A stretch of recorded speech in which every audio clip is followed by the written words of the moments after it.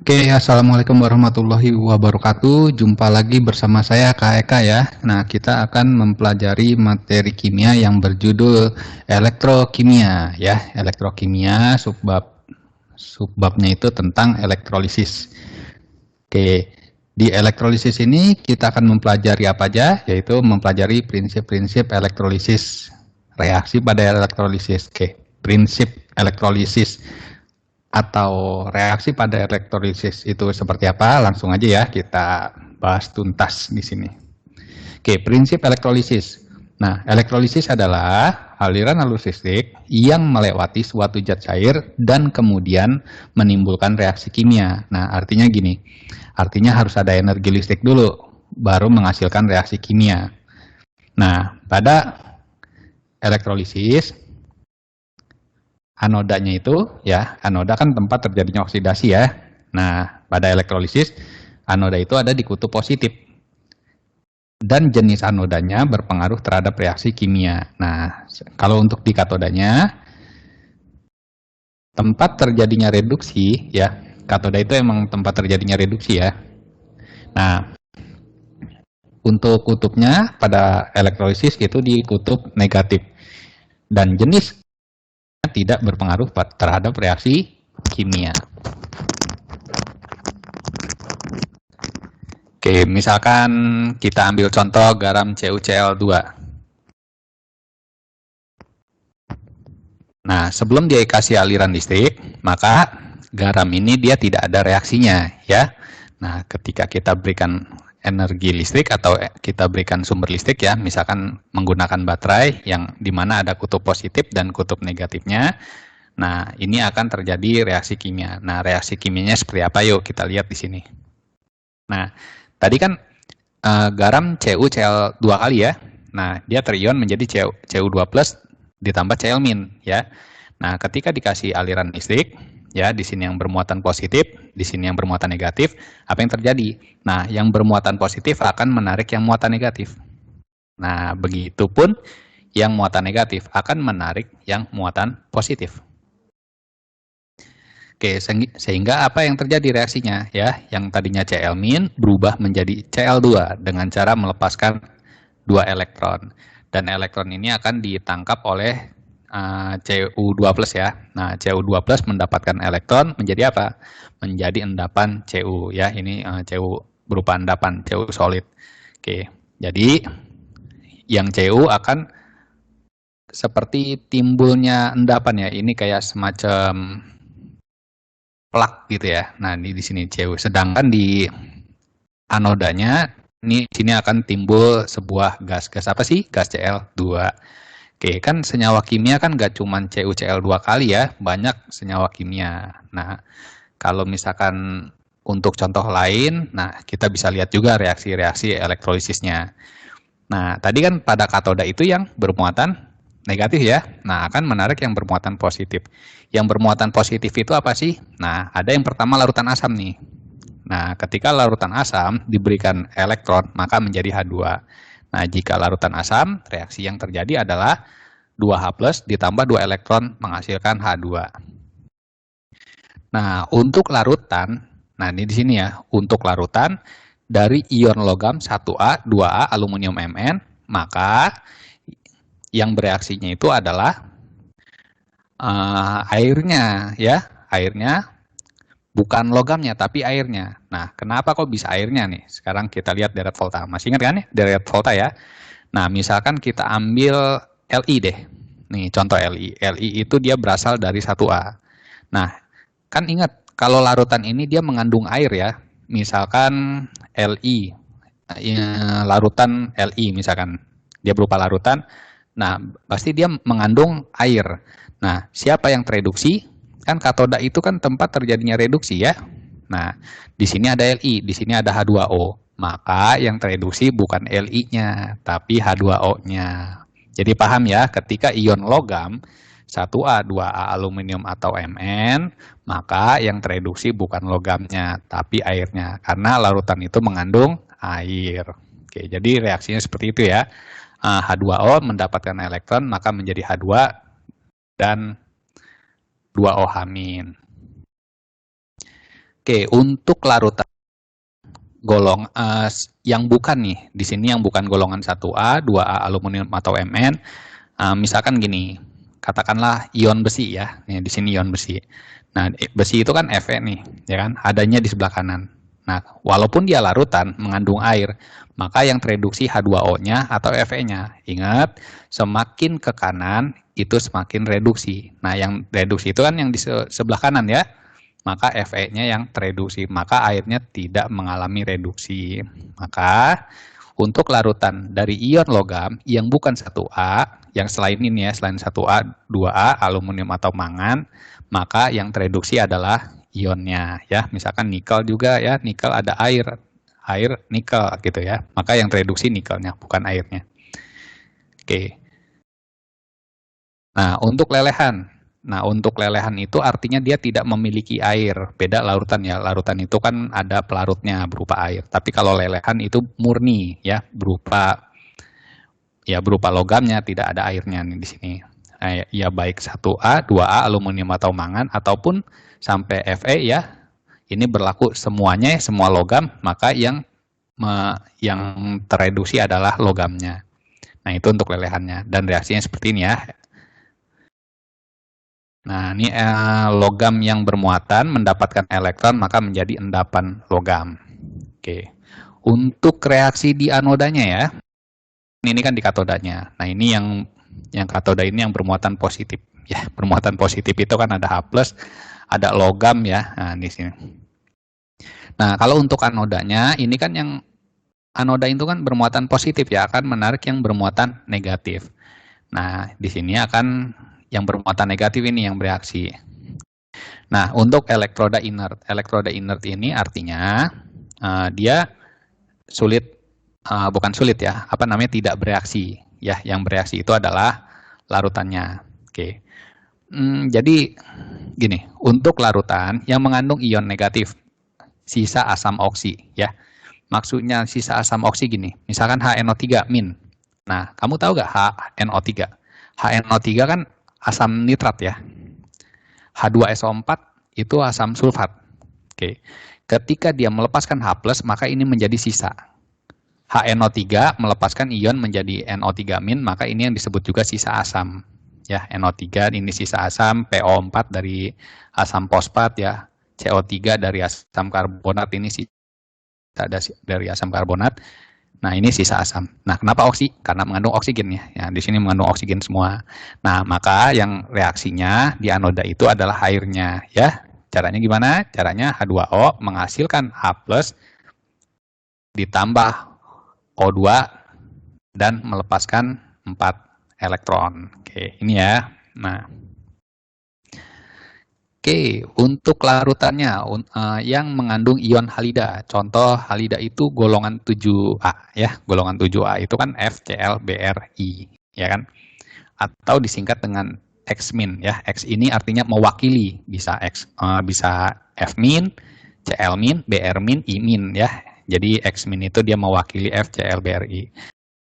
Nah, di sini 2 X- itu menghasilkan, nah ini apa, diatomik ya.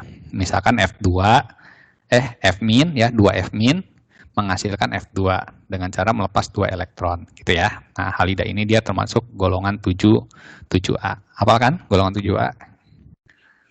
Oke, untuk yang mengandung ion basa atau ion OH- ya. Maka yang teroksidasi adalah apa? OH- ya. Oksidasi menghasilkan 2H2O ditambah O2 ditambah 4 elektron ya. Kalau dia mengandung OH-, reaksi di anodanya seperti ini. Oke. Nah, kalau elektrodanya non inert, nah justru pada reaksi di anodanya itu kalau elektrodanya non inert, maka elektrodanya yang bereaksi ya. Ini kan elektroda itu kan logam ya, logam akan mengion dengan cara melepaskan elektron.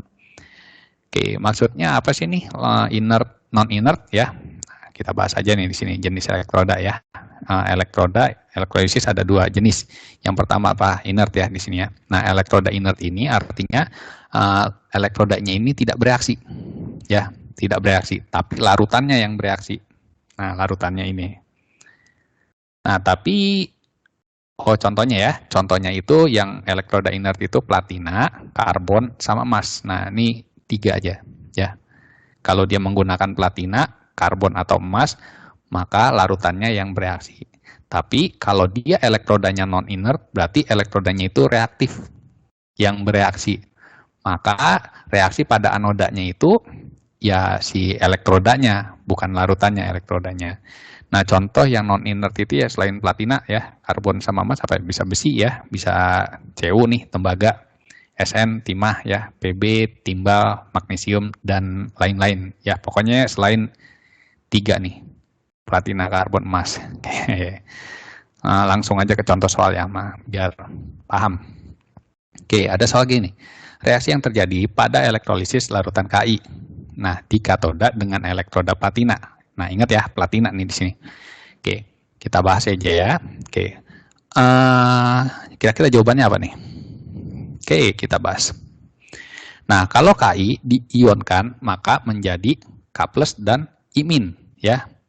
K+ dan imin. Oh, ini di sini bukan OH-, tapi imin ya. Tapi kan kita katodanya aja ya. Jadi yang kita ambil K+-nya aja. Nah, untuk K+, ini kan berapa nih?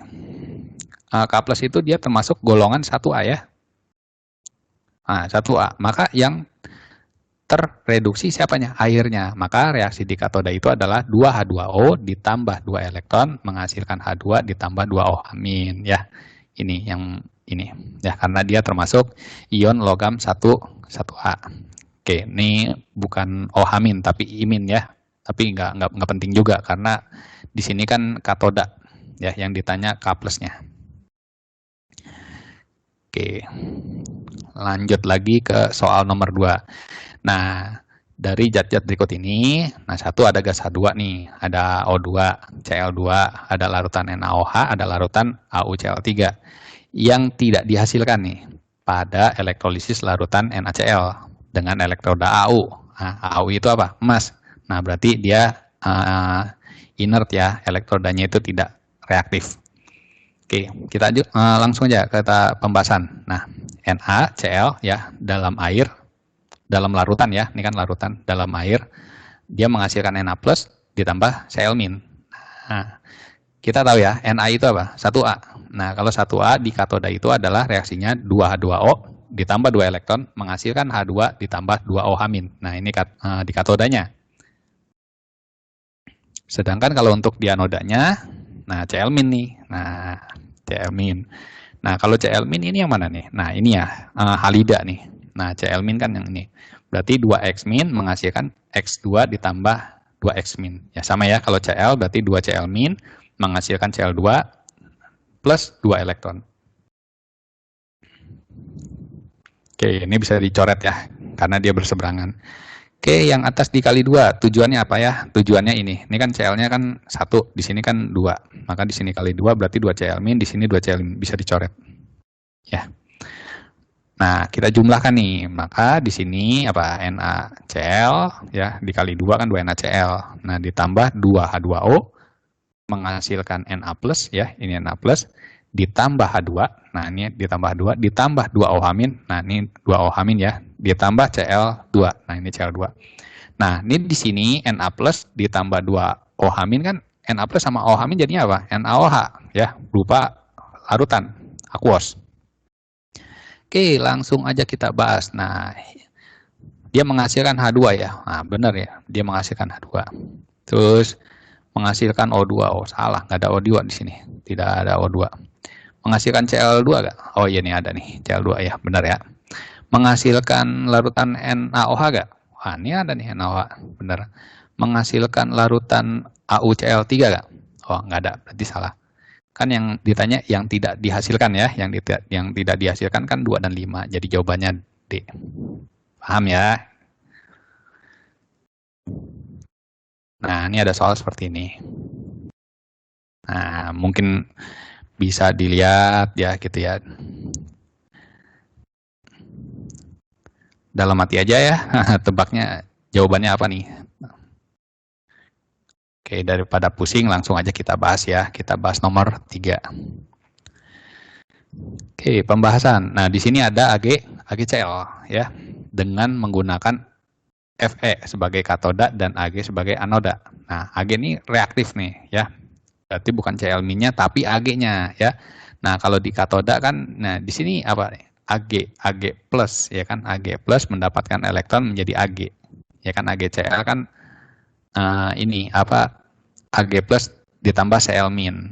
Ag plus itu kan selain ya, tadi selain apa? Selain 1A, 2A, aluminium atau mangan. Oke, maka yang terreduksi adalah Ag-nya. Nah, sedangkan untuk di anodanya, ingat nih, anodanya dia menggunakan elektroda Ag nih, reaktif. Maka yang bereaksi di anodanya itu adalah elektrodanya, nah, gitu ya maksudnya ya, bukan larutannya, bukan Cl-nya nih, bukan. Ya, kalau dia inert, misalkan platina, karbon atau apa tadi, emas ya, maka Cl-nya. Tapi kan di sini elektrodanya Ag ya sebagai anoda, maka elektrodanya itu yang bereaksi. Oke, kita lihat di sini. Nah, Ag-nya bertambah kan, masa katodanya bertambah. Nah, sedangkan di sini yang padatannya apa nih? Terurai menjadi aqueous ya. Ag berupa solid nih, S itu kan solid, dia berkurang ya, mengion, jadi masa Ag-nya dia berkurang. Oke, jadi kalau misalkan di katoda itu Ag-nya bertambah ya kan, di kanan itu kan menghasilkan. Kalau yang di sebelah kiri dia terurai atau berkurang ya. Oke, jadi masa katoda itu bertambah, sedangkan masa anoda itu berkurang. Ya, dilihat dari solidnya aja nih, ya, solid. Solidnya di mana? Solidnya di kanan ya, bertambah endapannya. Kalau ini endapannya berkurang. Oke, kita bahas aja. Yang A, terbentuk gas H2 di katoda dan gas O2 di anoda. Nggak ada nih, nggak ada H2 dan O2, salah. Ya. Masa anodanya bertambah, anodanya berkurang nih, ya. Salah juga. Terbentuk larutan Fe2+ di sekitar katoda. Katoda itu Fe2+ mana nih? Oh, ada. Salah juga. Oke, terbentuk endapan logam Ag di sekitar katoda. Nah, ini ya kan? Ag. Ini endapan Ag, solid. Solid itu bisa endapan, bisa padatan. Ya, endapan itu emang padatan ya. Nah, benar.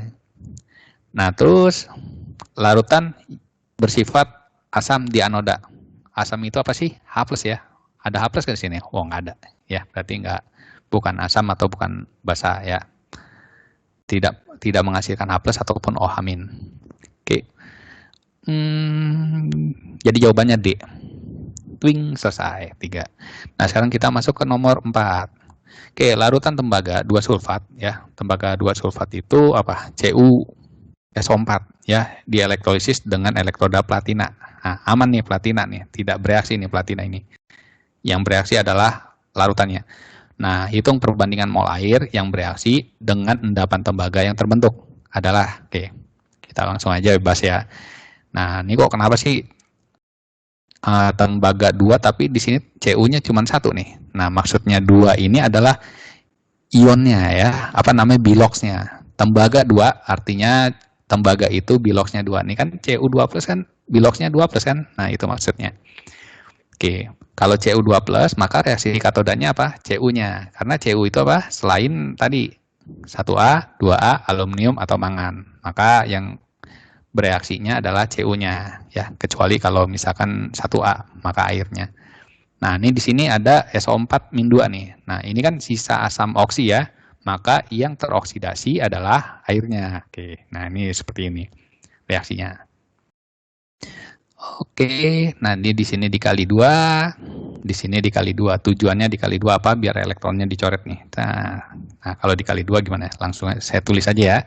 Nah, CuSO4 dikali 2 jadinya apa? 2 SO4 2 kali, Cu dikali 2, 2Cu2+, ditambah 2 SO4-2. Nah, ini dikali 2 juga ya, maka Cu-nya juga dia, Cu2+-nya juga 2, ditambah kan 2 kali 2, 4 elektron menghasilkan 2 Cu. Nah, kalau ini kan nggak usah dikali apa-apa, langsung aja diturunin ya. Sama yang atas. Oke, ini bisa dicoret ya. Tujuannya perkalian ini adalah mencoret kiri dan kanan. Kalau dia berseberangan dicoret, kalau dia searah di jumlah, sejajar maksudnya. Oke, mana lagi yang bisa dicoret? Nah, Cu2+, di sini Cu2+. Oke, kita jumlah ya. Nah, di sini ada Cu2+, ditambah H2O. Nah, menghasilkan di sini ada Cu, 2Cu ya, endapan Cu ditambah O2 nih, ditambah H2SO4. H2SO4 ini kan 4H+ ditambah 2SO4 kan H2SO4 ya. Oke, kita lihat yang ditanya apa sih? Yang ditanya airnya ya sama endapannya ya. Berarti ini H2O sama Cu. Oke, berarti ini. Nah, koefisien dari air berapa nih? 1. Koefisien dari Cu berapa? 2. Berarti 1:2. B jawabannya. Kejawab juga. Nah, sekarang nomor 5 nih. Nah, perhatikan gambar proses lapisan plat besi dengan perak berikut. Nah, kalau yang terbentuk endapan ya, itu di mana? Di katoda kan? Oke. Katoda itu adanya di yang muatan negatif. Ya, ini adanya di katoda. Nah, berarti kita cari Y-nya ini. Ya, Y-nya ini ada di katoda. Oke, pada proses pelapisan logam akan berlaku ketentuan berikut ya. Objek yang akan dilapisi ditempatkan di katoda ya. Di katoda itu karena dia ada timbulnya endapan itu kan cuma di katoda aja ya. Yaitu di katoda itu harus plat besi ya. Ya karena yang kita sepuh itu adalah plat besi dengan logam perak ya. Kalau misalkan dia naruhnya di yang bermuatan positif ya gagal ya karena tidak ada endapan di sini kan. Oke, nah logam pelapis ditempatkan di anoda yaitu logam Ag. Oke. Larutan elektrolit harus mengandung kation logam pelapis ya karena kan logam ingin kita lapis, logam besi kita lapisin dengan logam perak. Maka di sini harus ada ion peraknya ya, yaitu ion Ag plusnya, ion perak. Oke, jadi jawabannya A ya. Jadi yang Y itu adalah yang A. Yaitu plat besi. Oke, udah. Oke, sudah segitu saja ya, kurang lebihnya saya mohon maaf ya. Alhamdulillah sudah selesai. Assalamualaikum warahmatullahi wabarakatuh.